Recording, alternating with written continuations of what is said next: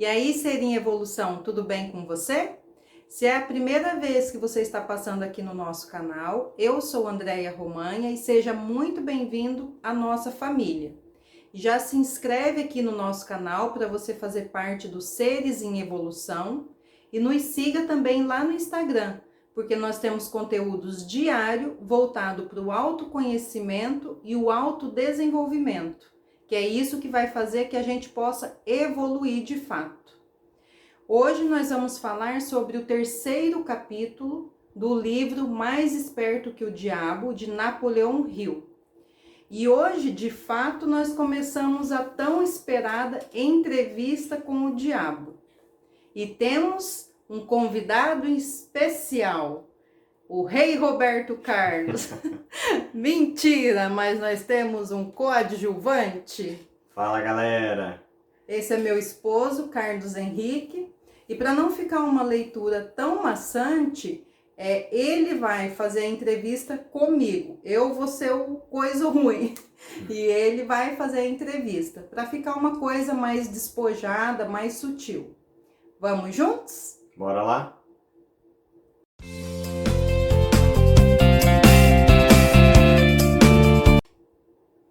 No terceiro capítulo, ele fala da estranha entrevista que vai acontecer com o diabo. Enquanto você estiver lendo a entrevista com o diabo, você reconhecerá, a partir da breve descrição que dei da história da minha vida, o esforço desesperado do diabo de me calar antes que eu ganhasse reconhecimento público. Antes que você comece a ler a entrevista, eu quero que você tenha uma noção bem clara do tipo de ataque que o diabo fez comigo. E lembre-se de que foi esse ataque final que, afortunadamente, virou o jogo, fazendo com que o diabo ficasse sem saída e tivesse que se confessar. Esse trabalho do diabo começou com a crise de 1929. Parecia que não havia nada que eu pudesse fazer, exceto sentar e esperar. Havia muito poucas oportunidades para eu ensinar uma filosofia de sucesso quando o mundo à minha volta estava no meio do mais abjeto fracasso e as mentes dos homens estavam preenchidas com o medo da pobreza. O mundo havia experimentado uma crise sem precedentes, sobre a qual nenhum ser humano tinha o menor controle. Quando comecei a procurar por uma direção por onde eu poderia testar a minha filosofia, fiz a descoberta mais chocante da minha vida. Descobri que, por meio de alguma estranha força que eu não entendia, eu havia perdido minha coragem, minha iniciativa tinha sido desmoralizada, meu entusiasmo havia enfraquecido. Enquanto eu lutava em um estado mental de total confusão e atordoamento, o diabo devia estar dançando de felicidade. Afinal, ele tinha o autor da primeira filosofia de realização e sucesso pessoal paralisado pela indecisão. Mas os inimigos do diabo também deviam estar trabalhando. Na entrevista com o diabo, a exata natureza da força pela qual eu havia sido privado da minha iniciativa e da minha coragem foi revelada. É exatamente a mesma força a que milhões de outros foram sujeitos durante a grande crise. É a arma principal que o diabo utiliza para enredar e controlar os seres humanos. Vamos agora, brevemente, analisar essa estranha entrevista que você está prestes a ler, no caso de vocês, de ouvir. Alguns irão perguntar após terminá-la: você realmente entrevistou o diabo ou você meramente entrevistou um diabo imaginário?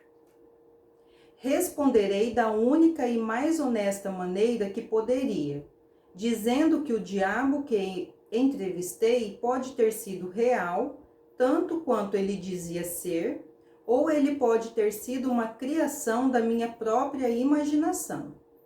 Seja lá o que ele fosse, real ou imaginário, é de muito pouca importância se comparado com a natureza e com o conteúdo das informações contidas na entrevista. Acredito que a entrevista contenha informações de benefícios práticos para todos aqueles que ainda não acharam a vida amigável, e a razão pela qual eu acredito nisso é que eu fiz com que o tema central deste livro me trouxesse toda a felicidade de que preciso, na forma que mais se encaixou na minha natureza. Então passo a história desta entrevista para você, para que seja da maneira que for, consiga extrair dela o máximo possível de dividendos em termos financeiros e pessoais. Após forçar a sua entrada na consciência do diabo, o senhor humano começou a entrevista que o diabo não queria dar, com questões que ele não poderia deixar de responder. Então, aqui começamos a importante entrevista com o diabo.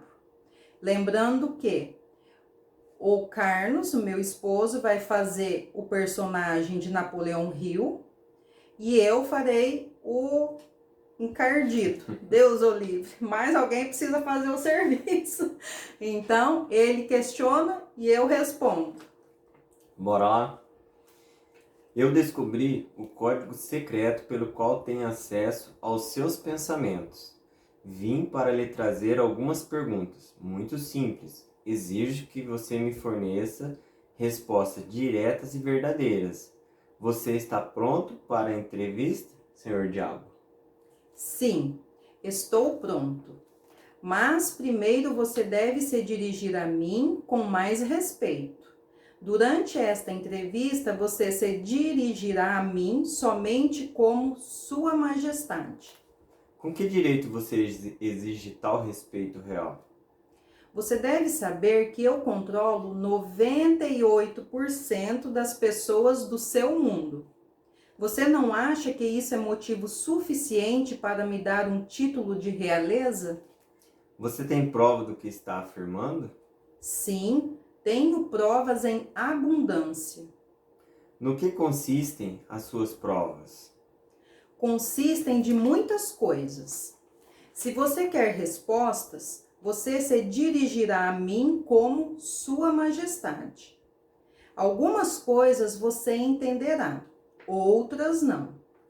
Para que você entenda meu ponto de vista, descreverei a mim mesmo e corrigirei a falsa noção que as pessoas têm de mim, de onde eu habito. Legal. Esta é uma ótima ideia, Sua Majestade. Comece me contando onde você mora e então descreva sua aparência física. Minha aparência física? Bem, meu querido senhor humano, eu não tenho um corpo físico. Um corpo físico me colocaria em desvantagem e seria um fardo que eu teria que carregar, tal como vocês, criaturas humanas, o carregam ao longo da vida.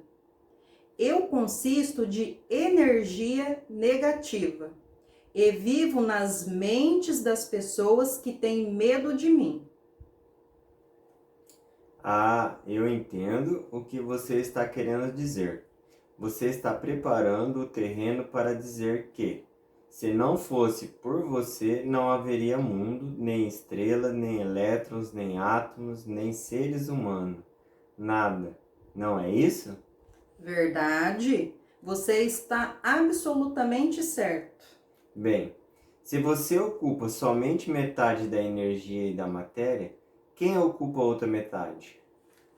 A outra metade é ocupada pela minha oposição. Oposição? O que você quer dizer com isso? A oposição é o que vocês, humanos, chamam de Deus. Então você divide o universo com Deus. É isso que você está dizendo? Não, não é o que estou dizendo. Isso é um fato. Antes do final desta entrevista, você entenderá por que as minhas afirmações são verdadeiras. Você também entenderá por que elas têm que ser verdadeiras, ou não poderia haver um mundo como você o conhece. Muito menos criaturas humanas como você. Eu não sou nem de perto uma besta com um garfo e um rabo pontudo. Mas você controla as mentes de 98% em cada 100 pessoas. 98 a cada 100 pessoas. Você mesmo disse. Quem causa toda a miséria desses 98% do mundo controlados pelo diabo, se não é você? Eu não disse em momento algum que não sou eu a causa de toda a miséria do mundo. Por outro lado, me vanglorio disso. O meu negócio é representar o lado negativo de tudo, incluindo os pensamentos negativos de vocês, humanos. De que outra maneira eu poderia controlar as pessoas? A minha oposição controla o pensamento positivo. Eu controlo o pensamento negativo. Como você assume e controla a mente das pessoas? Ah, isso é fácil. Eu simplesmente entro em suas mentes e ocupo o espaço que não é usado do cérebro humano. Eu planto as sementes do pensamento negativo nas mentes das pessoas. E dessa forma eu consigo ocupar e controlar o espaço. Você deve ter muitos truques e ferramentas pelas quais você ganha o controle e o acesso à mente humana. Para ser claro, eu emprego truques e meios para controlar o pensamento humano. Os instrumentos que eu uso também são inteligentes. Vá em frente e me descreva os truques inteligentes, Sua Majestade. Um dos mais astutos instrumentos que eu uso para o controle da mente humana é o medo.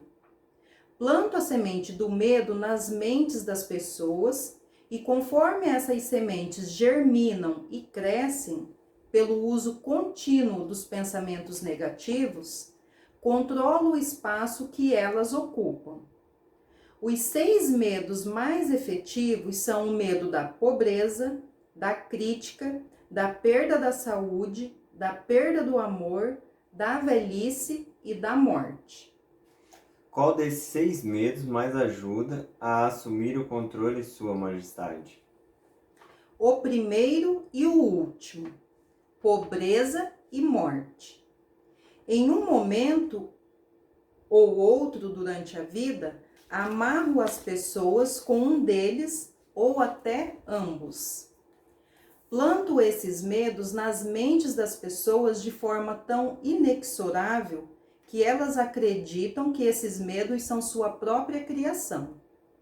Realizo essa tarefa fazendo com que as pessoas acreditem que eu estou lá, esperando-as no portão de entrada da próxima vida, esperando para julgá-las e puni-las por toda a eternidade.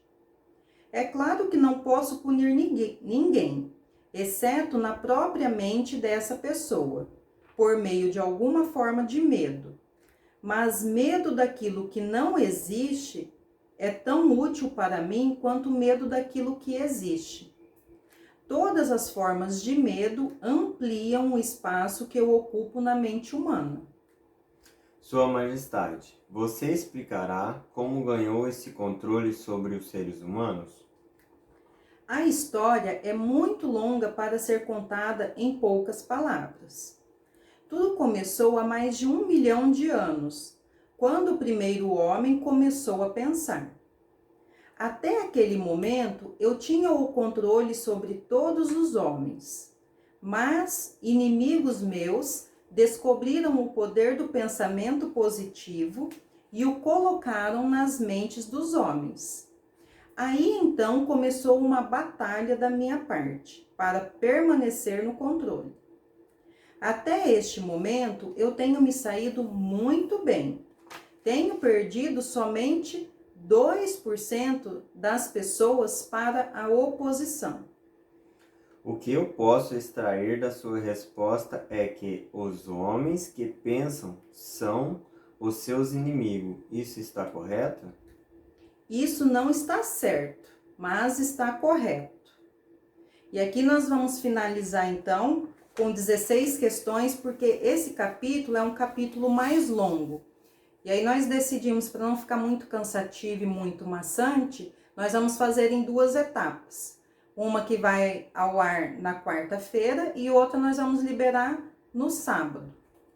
E para concluir, o que a gente pode tirar até aqui desse capítulo? Que tudo está no poder da nossa mente. Se você fica pensando negativo, assistindo notícia negativa, só criando caraminholas na sua cabeça, só focado e prestando atenção nas coisas ruins do mundo, você está alimentando a quem? Você está servindo a quem? Aí vamos lembrar que não há possibilidade de servir a 2 senhores ao mesmo tempo. E Deus, nós já sabemos que Ele não nos criou para que a gente fosse criaturas medrosas, amedrontadas, sem coragem, desanimado. Isso não é a obra de Deus, nós já sabemos disso. Mas muitas vezes no nosso piloto automático, na nossa rotina, no dia a dia, a gente acaba caindo na negatividade sem se dar conta. Então vamos prestar atenção, vamos sim cuidar dos nossos pensamentos. O pensamento positivo não é uma balela, como muitos dizem, porque quando você pensa positivo, você presta atenção e trabalha sua mente, exercita para ela ser uma mente positiva, automaticamente você vai ter atitudes positivas. Você vai ser uma pessoa positiva e vai contagiar as pessoas que estão ao seu redor. Então, temos aí o livre-arbítrio. Mais uma vez, você vai escolher o quê? O medo ou a coragem? O encardido ou Deus? A quem você quer servir? Boa escolha. Então, fiquem com Deus e até o próximo. Bye! Bye.